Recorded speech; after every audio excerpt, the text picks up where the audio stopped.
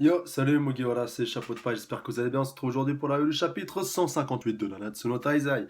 Alors, avant toute chose, en fait, pour ceux qui suivent Fairy Tail ou qui ont arrêté de suivre Fairy Tail ou autre, voilà, bon, j'étais d'accord, c'est ma revue de Nanatsu no Taizai, mais je voulais un peu parler de Fairy Tail parce que le chapitre d'aujourd'hui était juste ouf, badesque, sans spoil, vraiment sans rien, même dans les commentaires, spoilez pas, mais franchement, c'était du très très très très lourd. Et franchement, j'invite vraiment tout le monde, voilà, même si, même moi à un moment donné, j'ai eu, si vous voulez, la période où j'aimais un petit peu moins, j'avais un petit peu de coup de mou, mais j'ai jamais lâché parce que j'ai toujours gardé espoir que Mashima me surprenne ou fasse quelque chose de bien. Donc voilà, l'auteur de Fairy Tail pour ceux qui ne sauraient pas. Et là, franchement, le dernier chapitre, il mérite que tu te retapes pratiquement tout ce qui s'est passé parce que c'est vraiment du très très lourd. Et même en dehors de ce chapitre-là, il y a beaucoup de choses qui se passent en ce moment qui sont vraiment très bien. Donc on est dans l'arc final quand même, je le rappelle. Mais vraiment, c'est du très très bon. Et franchement, si toi qui regardes cette vidéo, t'as arrêté Fairy Tail à un moment donné parce que t'en avais marre, tu trouvais qu'il y avait trop de fanservice pardon, ou autre, ou que ça t'a saoulé, franchement, remets-y toi, t'auras tout à y gagner. Et franchement, tu seras pas déçu. Parole de chapeau de paille, tu peux compter là-dessus. Donc, ceci étant dit, on va directement attaquer cette review de Natsu no Taizai. Donc, review live pour l'occasion. Donc, lien du chapitre dans la description, comme d'habitude, si vous voulez suivre ça en même temps que moi. Vous allez me dire pourquoi review live de Natsu no Taizai. Bah, je suis pas mal de review live en ce moment, c'est vrai, mais là, Natsu no Taizai, bon voilà, ça faisait un moment que j'en avais pas fait une, et puis là, le titre, franchement, je crois que c'est les héros du tournoi, si je dis pas de bêtises, le titre m'a bien plu, on va dire, et il m'a bien chauffé pour une review live, parce que je pense bien qu'on va peut-être faire le tour, le tour du propriétaire, et le tour, si vous voulez, des participants au tournoi, et franchement, rien que pour ça, et même par rapport au personnage mystère qui était apparu lors du chapitre précédent, voilà, je me pose pas mal de questions. Certains m'ont dit que c'était peut-être Zaratras, comme quoi il lui ressemblait, c'est vrai que j'ai regardé un petit peu. Il y a deux, trois petits, comment on pourrait qualifier ça, il y a une petite ressemblance, franchement. Après, voilà, je reviendrai peut-être en fin de review par rapport à ça, selon les données qu'on aura eu dans ce chapitre. Mais franchement, pour l'instant, c'est pas impossible. On va dire, c'est plus peu probable que probable. Mais voilà, moi et les théories, ça fait deux, vous le savez bien. Et voilà, je garde quand même un tout petit espoir que ce soit possible. Alors, on va voir ça directement. Alors, le Earthcrawler, donc voilà, on se rappelle aussi qu'il y avait le Earthcrawler qui avait fait son apparition au chapitre précédent, qui avait littéralement englouti, si vous voulez, tout le groupe donc de Guild Thunder. Il y avait Guild Thunder, Hauser, et puis aussi Diane, Hawk et puis Elisabeth. Et donc après on avait vu qu'il y avait ce mystérieux personnage qui avait affaire à un Earthcrawler lui aussi. Mais on ne savait pas quelle avait été pardon, l'issue de ce combat. Donc le Earthcrawler fait son apparition, un faux mouvement et c'est la mort. Oh, tu m'étonnes. Les guerriers essayent de sortir du labyrinthe face à leur plus grande épreuve. Ouh, sûrement l'épreuve fatidique. Et donc là on voit Meliodas, alors apparemment là c'est le vrai. Ou alors attendez. Non, parce apparemment il y a Hawk. Alors là, je sais pas si. Alors là, franchement, sur cette première page, ça va être un peu difficile, je pense, à, à, à déterminer. Donc on voit notre ami, notre bon bien ami Hendrickson, punaise, c'est bizarre de dire ça quand on se rappelle que c'était le principal antagoniste de l'arc précédent. Donc il y a Slider aussi qui est avec lui. Et puis apparemment aussi. Puis j'arrive pas à voir la fille qui gâche, qui camoufle. Est-ce que ce serait Gaozer? Non, peut-être pas. Dites-moi dans les commentaires si vous voulez, parce qu'il y avait tellement de monde avec Meliodas que franchement, j'en perds un petit peu mon latin, et là, je serais incapable de vous dire qui c'est qui se trouve en dessous. Enfin bref, c'est pas important. Donc, comment sommes-nous censés trouver la sortie du labyrinthe comme ça? Bien, ça me perturbe. Ah si, c'est peut-être Meliodas, vu l'épée qu'il tient dans les mains. Si, si, c'est le vrai Meliodas qui est présent.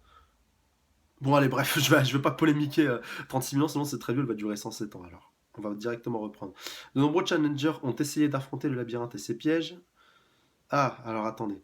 Donc un nouveau Earthcrawler voilà, qui est en train de dévorer à peu près tout le monde. Avec leurs rêves en vue, leurs pas sont rapides et légers, ouais. Donc là on voit le Earthcrawler qui fout un peu le bordel. Et un nouveau personnage qui fait son apparition, une sorte de petit lutin qui est en train de jouer un peu de la bandoline.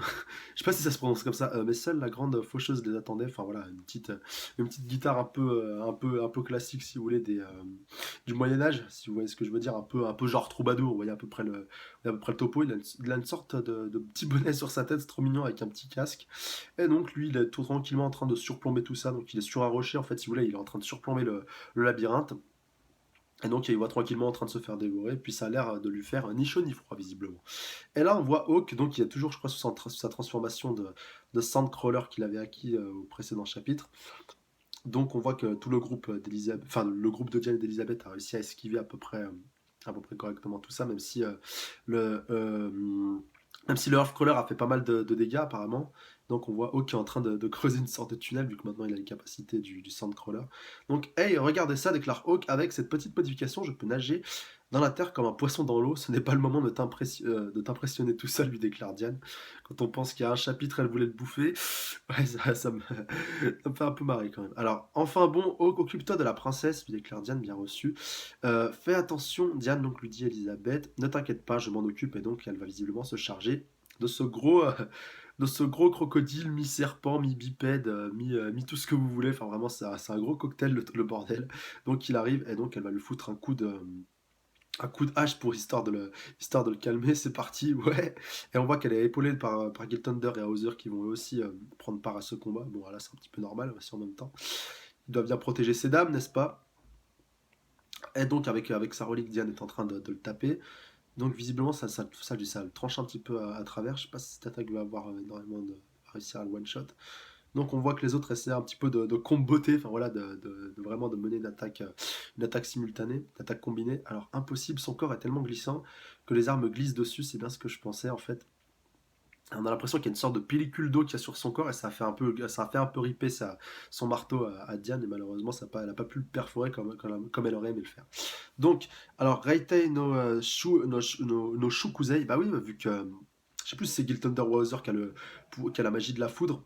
Je crois, il me semble que c'est Gil Thunder. Il y a peut-être moyen qu'il arrive à l'électrocuter s'il a un peu d'eau sur lui. Alors, on va en finir avec la magie.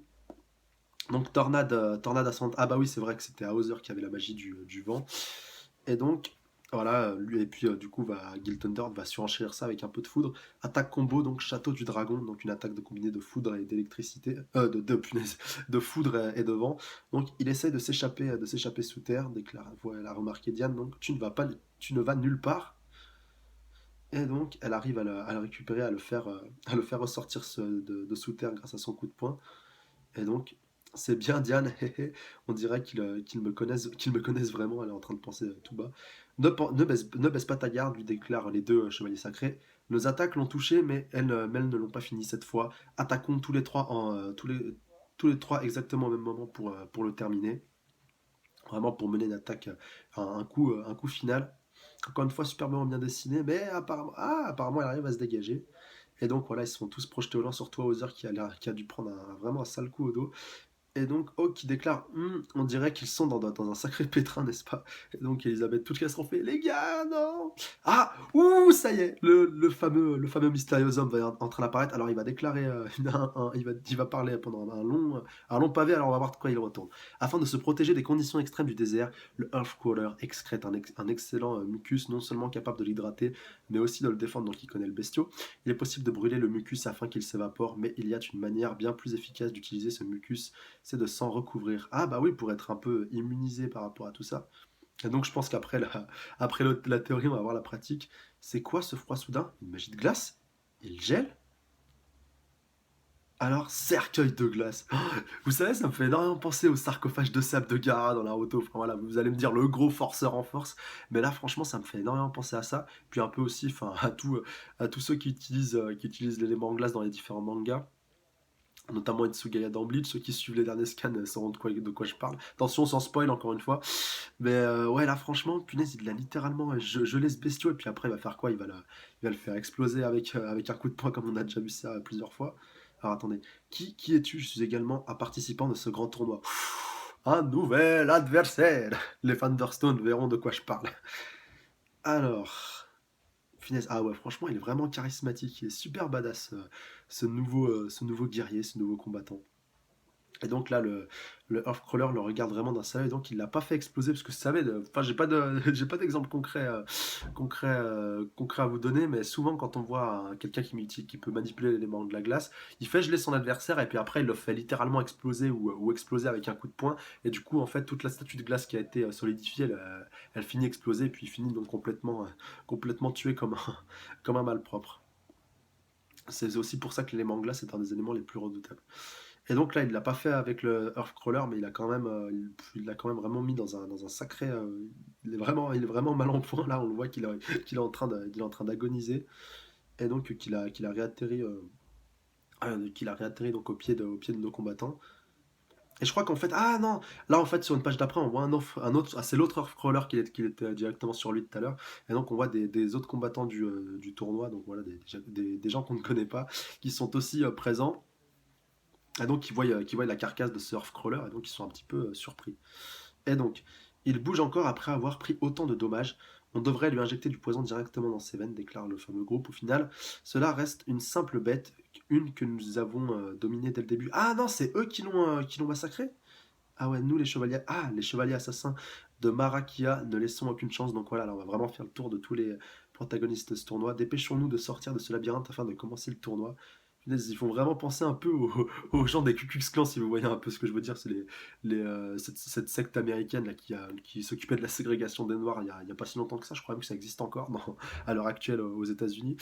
Et donc voilà, avec la tenue et tout le tirage qui va avec le bonnet, le bonnet qui va super haut. Enfin voilà, il y en a seulement un des trois qui a ce bonnet là, mais bon, ça m'a fait un peu penser à ça, avec des masques complètement glauques, complètement dégueulasses, mais franchement, ouais, ça colle bien avec leur style d'assassin.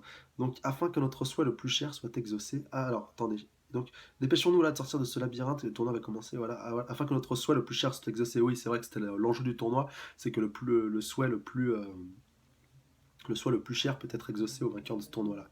Ah, donc on va faire le tour vraiment de tous les protagonistes comment ils ont éclaté chacun à leur façon le Earthcrawler. Donc là, on en voit un autre qui est complètement mutilé, complètement éclaté, encore pire que le précédent. Alors que l'autre, en fait, il avait été empoisonné, celui de tout à l'heure. Donc, alors, un nouveau protagoniste apparaît. Donc, Pookie, il vient de crier Pookie. Ah oui, c'est le Earthcrawler qui a déclaré ça. Quel horrible cri d'angoisse. C'est vraiment les regrets de l'âme. Je dois vous offrir plus de prières afin de remercier la déesse qui t'a créé. Oula, on doit avoir un fanatique là encore une fois. Il y a une sorte en plus de croix qui est un peu tatouée sur son corps, une croix pardon, à la fois sur le profil et puis apparemment une sur l'épaule aussi. Donc encore une fois, un nouveau protagoniste, mais bon, qui a l'air d'être un peu à fleur de peau. Enfin, peut-être qu'il n'avait pas envie de tuer ou qu'il n'est pas conscient. Peut-être un schizo ou un psychopathe qui est complètement pété et qui n'a pas conscience de sa force, pourquoi pas. Et donc, plus encore, plus permettez à ce humble serviteur de continuer d'entendre vos cris. On voit vraiment qu'il a eu un véritable carnage là où il se trouve et qu'il est vraiment le seul survivant, donc il doit vraiment être lui aussi extrêmement puissant. Et donc là, ouf, encore un autre combattant. Alors attendez. Alors. Alors, ah non, en fait, excusez-moi, c'était simplement un sondage que la team de Scantrad avait fait, je croyais que c'était dans le texte. Donc là, on voit un autre Earthcrawler qui a été littéralement coupé en deux, ce coup-ci, je crois qu'on va le voir, on va voir en fait toutes les pages, on va voir un Earthcrawler, mais littéralement éclaté et un peu plus dans la boucherie, et je pense que le dernier, ce sera un peu le pompon. Mais là, franchement, de voir autant de combattants, déjà, je pensais que les 10 commandements allaient être les principaux antagonistes de ce tournoi. Là, c'est vraiment... bon, vont pas passer au second degré non plus, mais il va vraiment y avoir des nouveaux alliés en plus des TIE Eyes. Franchement, là, on en est déjà à 3 avec donc même 4 avec la team d'assassins. Là, ça fait déjà pas mal quand même. Plus toute la team de Meliodas qui est venue avec lui, là, ça promet des gros combats. Alors, attendez. Donc là, il y avait trois personnes qui étaient présentes. Donc une qui a l'air d'avoir une tenue de kendo avec si vous voulez, le petit pantalon qui va avec, un pantalon donc assez ample, assez large, un peu comme un samouraï. Donc incroyable.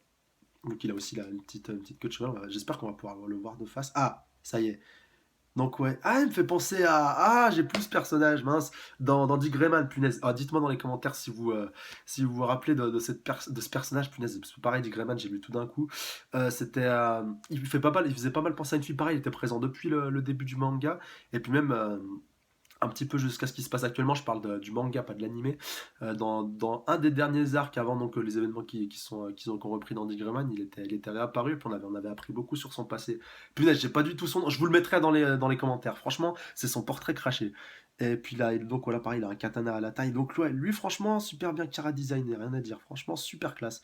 Un peu à la Kenshin le vagabond aussi. Bon, peut-être pas en aussi classe. Kenshin, c'est un autre level, mais lui, franchement, déjà pas mal avec un petit épi avec une petite fleur dans la bouche. Enfin, franchement, super bien dessiné. Alors, tu t'es occupé de ce monstre en un seul coup, alors que nous avons même pas pu les gratiner. Je n'ai jamais vu ces vêtements je n'ai jamais vu ces vêtements, qui es-tu? Ah, en fait, voilà, il est pas avec eux, c'est bien ce qui me semblait. Il a dû protéger les deux chevaliers, ouais, les deux chevaliers qui voulaient probablement te participer à ce tournoi. Et donc, il leur a probablement sauvé la vie. Le défi que je recherche est plus loin. Et donc voilà, apparemment, on n'en saura pas plus sur lui. Ouf! Et voilà, j'en étais sûr qu'on allait avoir le gros forceur en fin de chapitre, vraiment un qui allait surpasser tous les autres, même si celui qu'on avait vu au chapitre précédent, donc celui qui ressemble un peu à Zaratra, était déjà pas mal niveau, niveau power-up. Donc là, il y a, ouf, attendez, je vais essayer de tous les compter. Un 2 alors attendez, un 2 3 déjà 3 4 5 ouais, allez, on va dire 4 ou 5 Earthcrawlers qui ont été littéralement éclatés, écrabouillés. Et donc, alors je pensais être foutu. Grâce à toi, je pourrais voir un autre lever de soleil. Donc voilà, apparemment, il va sauver la vie lui aussi. Ah bah c'est Meliodas! Ah, je suis trop bête. Alors là, Meliodas, le gros forceur. Punaise, je me disais, ouais, donc Meliodas quand même, voilà, c'est en train de. L'auteur il nous dit, voilà, je vous présente du lourd dans ce chapitre. Ne vous inquiétez pas, ils sont pas, enfin, ils n'ont rien envie à Meliodas niveau pouvoir. Donc voilà, qui n'a pas dû trop à forcer son talent. Donc depuis qu'il a récupéré sa nouvelle épée. Donc il y a déjà un petit moment quand même, cette nouvelle épée qui je rappelle est quand même pas mal pétée. Enfin comparé à son épée brisée, mais bon après elles ont pas tout à fait la même utilité les autres. L'autre elle servait à ouvrir la porte du roi des esprits, la porte du roi démon. Enfin c'est cette épée-là qui avait permis de récupérer les 10 commandements. Et puis même Meliodas, il avait une très forte valeur sentimentale par rapport à cette épée-là. Mais la nouvelle qu'il a, franchement, elle est très puissante elle aussi. Bien, il est temps de se servir. Donc normal, il se fait un peu griller, un peu de Earthcrawler, normal. Donc vous êtes vraiment quelque chose sur Meliodas. Vous occupez de toutes ces bêtes tout seul. Je ne les ai qu'assommés, je voulais un peu de leur viande. Voyons voir si ça va entrer dans le nouveau menu ou pas, donc du Boar-Hat. Donc voilà, mais merci. Donc lui répond à son petit compagnon donc apparemment qui reste avec lui. C'est dégueulasse, déclare Meliodas, donc il a rien perdu de ses talents de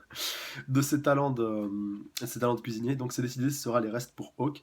Après donc cette rassasié, ces puissants guerriers continuent d'avancer vers la sortie du labyrinthe.